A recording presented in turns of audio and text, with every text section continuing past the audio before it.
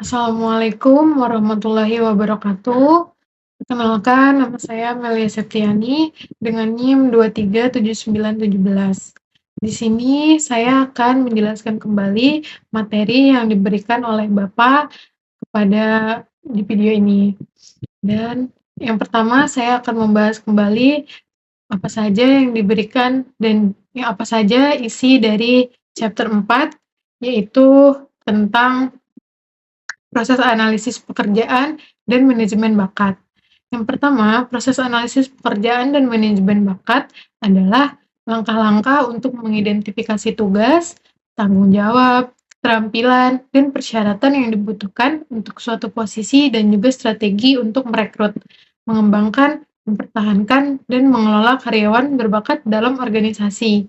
Dan tujuannya adalah untuk memastikan bahwa organisasi memiliki sumber daya manusia yang tepat untuk mendukung pertumbuhan dan kesuksesan jangka panjang.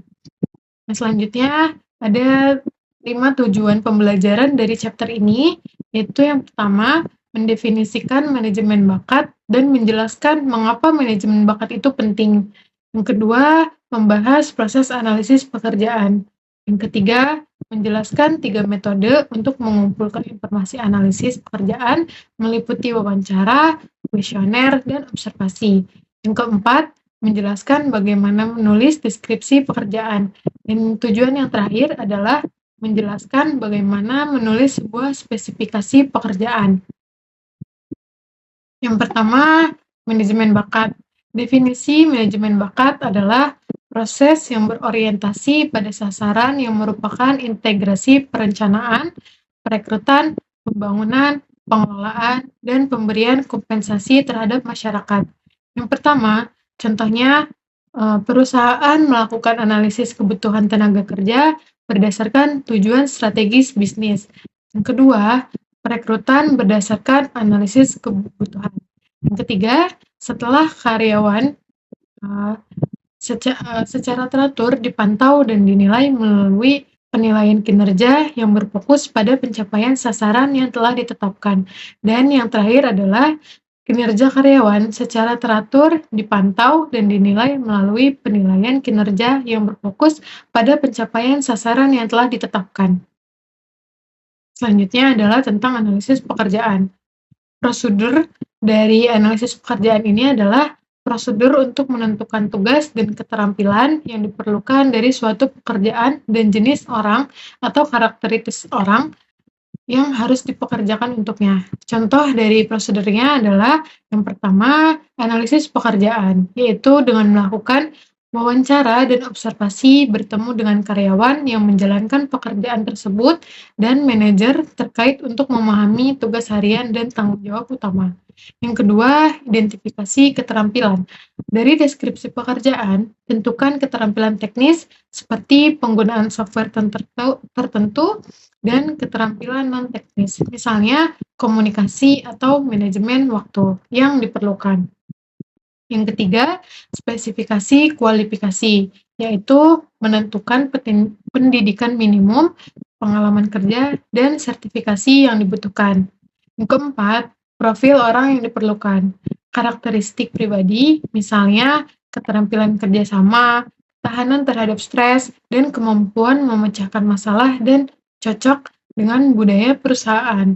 Menilai nilai-nilai dan motivasi individu agar sesuai dengan budaya organisasi. Kembali ke yang tadi, analisis adalah pekerjaan yang menghasilkan informasi untuk menulis deskripsi pekerjaan. Selanjutnya, deskripsi pekerjaan. Deskripsi pekerjaan adalah daftar yang berisi tugas, tanggung jawab, hubungan pelaporan, kondisi kerja, dan tanggung jawab kepenyediaan dari suatu kerjaan, dan salah satu hasil dari analisis pekerjaan. Contohnya, yang pertama, tugas kegiatan atau pekerjaan spesifik yang harus dilakukan oleh karyawan. Yang kedua, tanggung jawab dan aspek-aspek pekerjaan yang menjadi kewajiban karyawan. Yang ketiga, hubungan pelaporan menjelaskan kepada siapa karyawan tersebut melapor dan siapa yang berada di bawah pengawasannya. Yang keempat, kondisi kerja lingkungan atau keadaan tempat pekerjaan dilakukan. Yang terakhir, tanggung jawab kepenyediaan jika relevan. tanggung jawab mengawasi karyawan atau tim lain. Selanjutnya, spesifikasi pekerjaan. Spesifikasi pekerjaan adalah daftar yang berisi persyaratan manusia dari suatu pekerjaan, yaitu pendidikan, keterampilan, kepribadian, dan lain sebagainya yang diperlukan, serta produk lainnya dari analisis pekerjaan. Ada beberapa komponen utama dari spesifikasi pekerjaan yang meliputi pendidikan, tingkat pendidikan yang dibutuhkan untuk pekerjaan tersebut. Yang kedua, keterampilan atau kemampuan teknis dan non-teknis yang diperlukan. Yang ketiga, jumlah pengalaman kerja atau pengalaman spesifik di bidang terkait. Yang keempat, karakteristik pribadi yang diinginkan untuk pekerjaan tersebut. Yang kelima, sertifikasi atau lisensi jika pekerjaan memerlukan sertifikasi khusus. Dan yang terakhir, kemampuan fisik jika pekerjaan memiliki tuntutan fisik tertentu. Selanjutnya, informasi yang diperlukan dalam analisis pekerjaan, itu yang pertama, aktivitas kerja. Aktivitas kerja ini merujuk pada tugas dan tanggung jawab utama yang dilakukan oleh karyawan dalam pekerjaan tersebut. Ini mencakup apa yang dilakukan, bagaimana melakukannya, dan kapan dilakukannya. Yang kedua, perilaku manusia. Menggambarkan tindakan yang diambil oleh karyawan dalam menjalankan pekerjaannya, seperti berinteraksi dengan orang lain, menyelesaikan masalah, atau membuat keputusan. Yang ketiga, mesin, alat-alat kelengkapan, pembantuan kerja. Alat dan perangkat yang digunakan oleh karyawan dalam melaksanakan pekerjaannya. Ini bisa termasuk perangkat lunak, alat manual, atau teknologi tertentu. Yang keempat adalah standar kerja. Menentukan kriteria kinerja yang harus dicapai, termasuk produktivitas, kualitas, dan efisiensi. Standar ini membantu mengukur keberhasilan karyawan dalam melaksanakan tugas. Yang kelima, konteks perjalanan. Kondisi atau lingkungan di mana pekerjaan dilakukan, seperti lingkungan fisik, sosial, atau budaya di tempat kerja. Dan yang terakhir, persyaratan manusia, yaitu kualifikasi, keterampilan, dan karakteristik yang diperlukan dari individu untuk melaksanakan pekerjaan tersebut dengan baik. Selanjutnya adalah penggunaan informasi analisis pekerjaan. Yang pertama, perekrutan dan seleksi. Informasi dari analisis pekerjaan digunakan untuk membuat deskripsi pekerjaan dan spesifikasi pekerjaan yang jelas, sehingga membantu dalam menarik, menyaring, dan memilih kandidat yang sesuai dengan persyaratan pekerjaan. Yang kedua, pemenuhan IIO. Analisis pekerjaan memastikan bahwa proses perekrutan dan seleksi dilakukan secara adil dan tidak diskriminatif. Yang ketiga, penilaian kerja, yaitu informasi tentang tugas dan tanggung jawab dari analisis pekerjaan digunakan untuk menilai kinerja karyawan. Keempat, kompensasi. Analisis pekerjaan membantu dalam menentukan struktur gaji dan tunjangan berdasarkan tanggung jawab, pekerjaan, keterampilan yang diperlukan, dan tingkat kesulitan pekerjaan tersebut. Yang terakhir adalah pelatihan. Berdasarkan keterampilan yang diidentifikasi dalam analisis pekerjaan, organisasi dapat merancang program pelatihan yang sesuai untuk mengembangkan kemampuan karyawan dan meningkatkan kinerja mereka dalam pekerjaan tertentu. Selanjutnya adalah metode untuk mengumpulkan informasi analisis pekerjaan. Yang pertama, dengan melakukan wawancara. Melakukan wawancara itu ada dua cara, yaitu dengan terstruktur dan tidak terstruktur. Pertama, terstruktur menggunakan pertanyaan yang sudah ditentukan sebelumnya, fokus pada tugas, tanggung jawab, dan keterampilan yang diperlukan. Yang kedua, tidak terstruktur, lebih fleksibel dan terbuka, di mana pewawancara dapat menanyakan berbagai pertanyaan terkait pekerjaan untuk mendapatkan gambaran yang lebih luas. Metode yang kedua adalah dengan kuesioner, yaitu kuesioner diberikan kepada karyawan atau supervisor untuk mengumpulkan informasi tentang tugas, tanggung jawab, dan keterampilan pekerjaan. Biasanya kuesioner dapat bersifat terbuka atau tertutup, tergantung pada informasi yang ingin dikumpulkan. Metode yang ketiga adalah dengan observasi. Observasi ini melibatkan pengamatan langsung terhadap karyawan yang menjalankan pekerjaannya. Metode yang keempat adalah dengan membuat catatan harian atau log. Karyawan diminta mencatat tugas yang mereka lakukan sepanjang hari, termasuk waktu yang dihabiskan untuk setiap tugas. Dan yang terakhir adalah teknik analisis PAK, sebuah alat standar yang mengukur berbagai dimensi pekerjaan melalui serangkaian pertanyaan yang terstruktur. Selanjutnya, bagaimana menulis deskripsi pekerjaan. Yang pertama, identifikasi pekerjaan, yaitu berisi informasi dasar tentang pekerjaan seperti judul pekerjaan, departemen, lokasi, tanggal pembuatan deskripsi, serta kode pekerjaan jika ada. Yang kedua, rangkuman pekerjaan, memberikan ringkasan singkat tentang tujuan utama pekerjaan dan peran umum yang dipegang oleh pemangku jabatan. Ketiga, tanggung jawab dan tugas, memuat rincian tugas dan tanggung jawab utama yang harus dilakukan oleh karyawan dalam pekerjaan tersebut. Yang keempat, otoritas pemegang jabatan, menjelaskan tingkat wewenang dan keputusan yang dapat diambil oleh pemangku jabatan. Yang kelima adalah standar kinerja, menyebutkan kriteria yang digunakan untuk menilai kinerja pemegang jabatan seperti target produktivitas, kualitas hasil kerja, atau tenggat waktu. Yang keenam, kondisi kerja. Menjelaskan lingkungan fisik, kondisi kerja, atau risiko tertentu yang mungkin dihadapi dalam pekerjaan. Dan yang terakhir, spesifikasi pekerjaan. Menentukan kualifikasi, keterampilan, dan karakteristik yang diperlukan untuk melaksanakan pekerjaan tersebut. Mencakup pendidikan, pengalaman, sertifikasi, serta kemampuan interpersonal yang dibutuhkan. Selanjutnya, menulis spesifikasi pekerjaan. Pertama, menulis spesifikasi pekerjaan untuk personel. Personel terlatih fokus pada keterampilan, pengetahuan, dan pengalaman spesifikasi yang diperlukan untuk segera melakukan pekerjaan tanpa banyak pelatihan. Kedua, personel tidak terlatih lebih menekankan potensi individu untuk dilatih dengan menilai ciri-ciri fisik, kepribadian, dan minat yang relevan. Kedua, spesifikasi berdasar penilaian. Ditetapkan berdasar penilaian langsung atau wawancara dengan karyawan saat ini dan supervisor. Yang ketiga, spesifikasi berdasarkan analisis statistis. Menggunakan data statistik untuk menentukan kualifikasi dan karakteristik yang paling berhubungan dengan kinerja, sukses dalam pekerjaan. Data seperti tingkat pendidikan, pengalaman kerja, dan keterampilan diukur dan dianalisis untuk mengidentifikasi faktor-faktor yang mempengaruhi kinerja terbaik. Yang terakhir adalah matriks persyaratan pekerjaan, alat yang menampilkan keterampilan dan kualifikasi yang diperlukan dalam format tabel. Selanjutnya adalah manajemen bakat.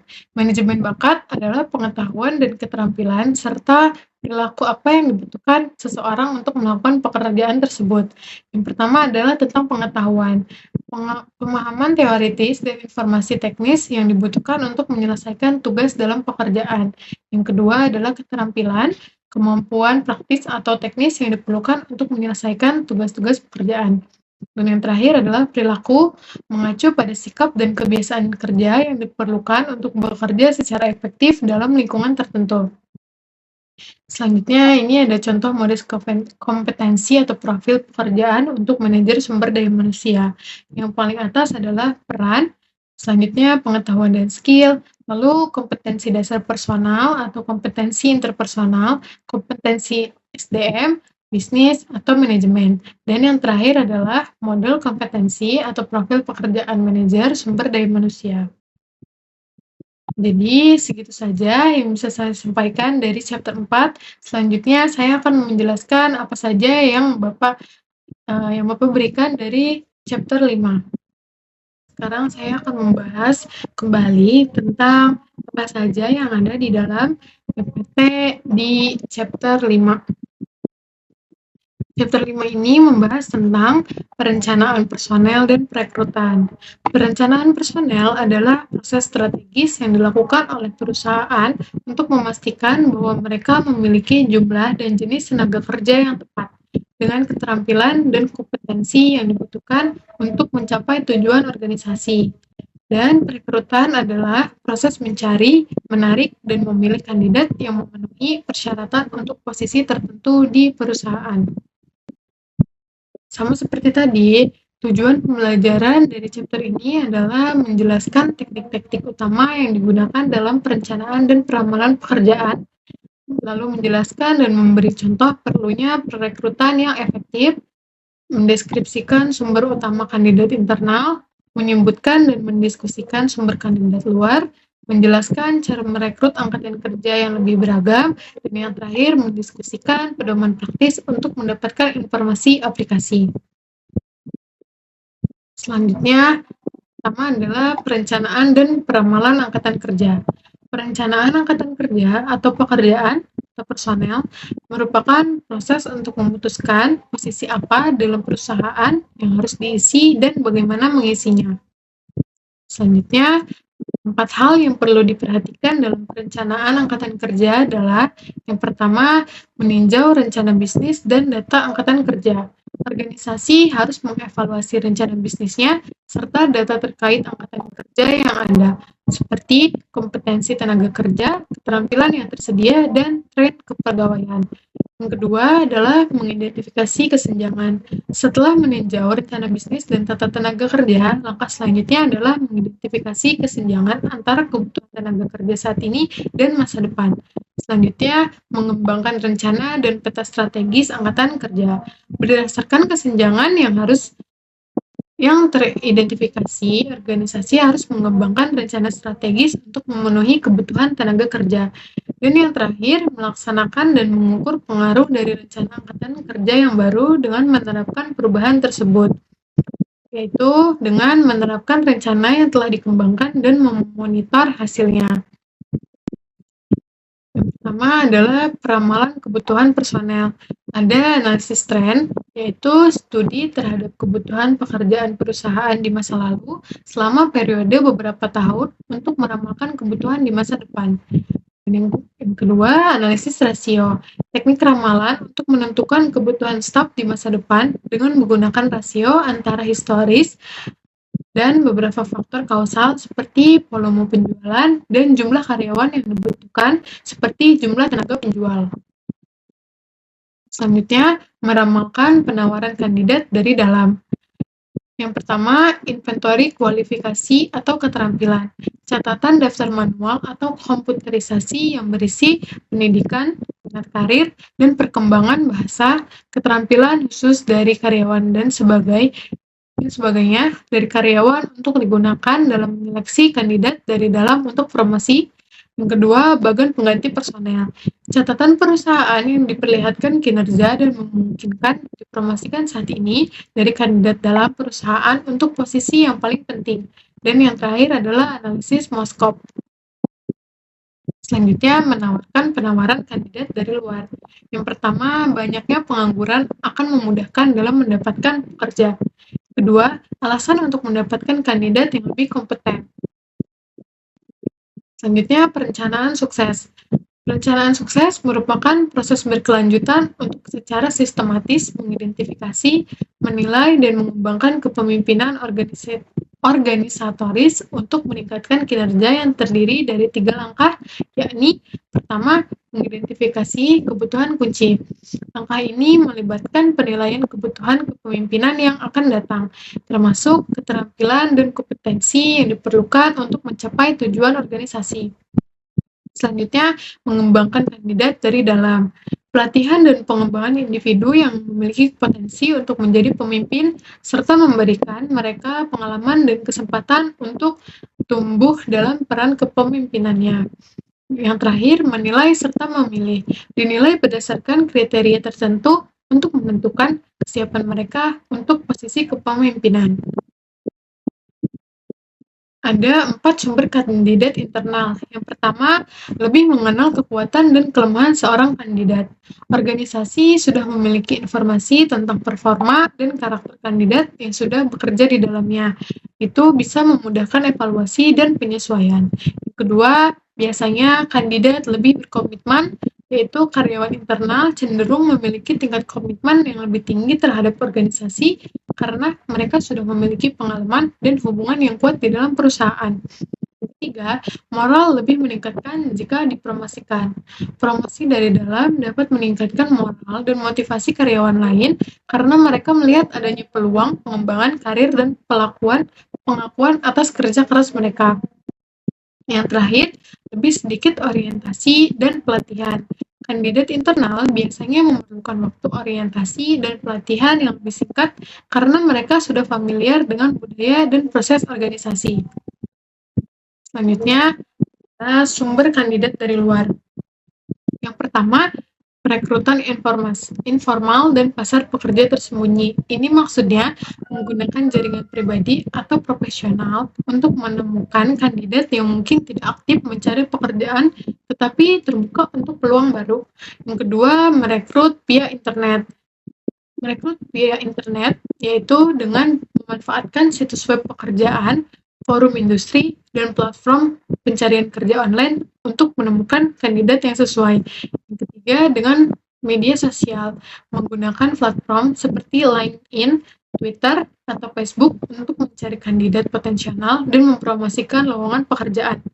Selanjutnya, dengan agensi pekerjaan seperti Departemen Tenaga Kerja dan agensi swasta, yaitu menggunakan layanan dari Departemen Tenaga Kerja atau agensi swasta untuk menemukan kandidat. Seringkali membantu dalam perekrutan untuk posisi spesifik atau sulit. Selanjutnya, pekerja temporer atau paruh waktu. Mengontrak pekerja temporer atau paruh waktu yang dapat berpotensi menjadi kandidat tetap jika mereka menunjukkan kinerja yang baik.